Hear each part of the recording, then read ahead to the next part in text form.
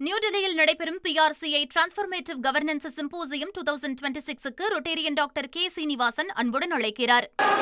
आप अपनी अपनी जगह में जाके बैठिए, आसीन हो जाइए. ये बहुत महत्वपूर्ण बिल है, इसके ऊपर आपको चर्चा करना चाहिए. आप चर्चा कीजिए, आप चर्चा में शामिल हो जाइए. आप चर्चा में शामिल हो जाइए. बहुत ही महत्वपूर्ण बिल है. ये सुप्रीम कोर्ट का मामला है. सुप्रीम कोर्ट का मामला सबसे महत्वपूर्ण, सबसे बड़ा हमारे कोर्ट का, न्यायालय का ये विषय है. आप इसमें कृपया आप इसमें चर्चा लीजिएगा. बहुत ही इम्पोर्टेंट बिल है. अगर आप चर्चा नहीं लेना चाहते हैं तो अभी प्रश्न ये है कि स्वागत रॉय जी द्वारा प्रस्तुत संवैधानिक संकल्प को अश्वकृत किया जाए. जो सदस्य इसके पक्ष में है. உச்சநீதிமன்ற நீதிபதிகளின் எண்ணிக்கையை 34 38 அதிகரிக்க வகை செய்யும் மசோதா தற்பொழுது மக்களவையில் நிறைவேற்றப்பட்டிருக்கிறது. இது தொடர்பான முக்கிய செய்தியை பார்க்கிறோம். கூடுதல் விவரங்களோடு இணைகிறார் நமது செய்தியாளர் ரமேஷ்குமார்.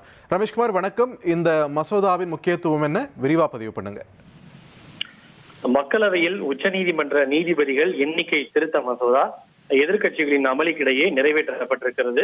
எதிர்க்கட்சிகள் அமளி காரணமாக மசோதா மீது பெரிய அளவில் விவாதம் எதுவும் நடைபெறவில்லை. இதனைத் தொடர்ந்து இது விவாதத்திற்கு எடுத்துக் கொள்ளப்படுத்த அடுத்த சில மணி நிமிடங்களிலேயே இது குரல் வாக்கெடுப்பின் மூலம் நிறைவேற்றப்பட்டிருக்கிறது. அவைத்தலைவர் இருக்கையில் இந்த தென்னட்டி அவர்கள், இது உச்சநீதிமன்ற நீதிபதிகள் தொடர்பான மிக முக்கியமான ஒரு மசோதா, எனவே நீங்கள் அமளியில் ஈடுபடாமல் விவாதத்திற்கு பங்கேறுங்கள், உங்களுடைய கருத்துக்களை முன்வையுங்கள் என்று தெரிவித்தார். ஆனால் அதனை எதிர்க்கட்சிகள் ஏற்க மறுத்து அமளியில் ஈடுபட்டதால் பெரிய அளவில் விவாதம் எதுவும் இன்றி இந்த மசோதா நிறைவேற்றப்பட்டிருக்கிறது. இதனைத் தொடர்ந்து மக்களவை நாளை காலை வரை ஒத்திவைக்கப்பட்டிருக்கிறது. அதாவது உச்சநீதிமன்ற நீதிபதிகளின் எண்ணிக்கையை 34 38 அதிகரிக்க இந்த மசோதா வகை செய்கிறது.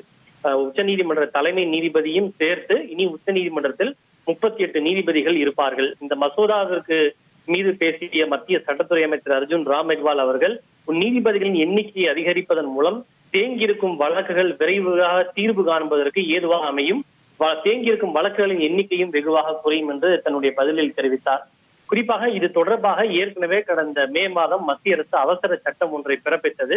அவசர சட்டத்திற்கு மாற்றாக இந்த சட்ட திருத்தம் தற்போது கொண்டு வரப்பட்டு அது மக்களவையிலே நிறைவேற்றப்பட்டிருக்கிறது. இனி மாநிலங்களவையிலும் இந்த மசோதா நிறைவேற்றப்பட வேண்டியுள்ளது. நன்றி ரமேஷ்குமார், உங்களுடைய விரிவான தகவல்களுக்கு. நியூடெல்லியில் நடைபெறும் PRCI டிரான்ஸ்ஃபர்மேட்டிவ் கவர்னன்ஸ் சிம்போசியம் 2026க்கு ரொட்டேரியன் டாக்டர் K சீனிவாசன் அன்புடன் அழைக்கிறார்.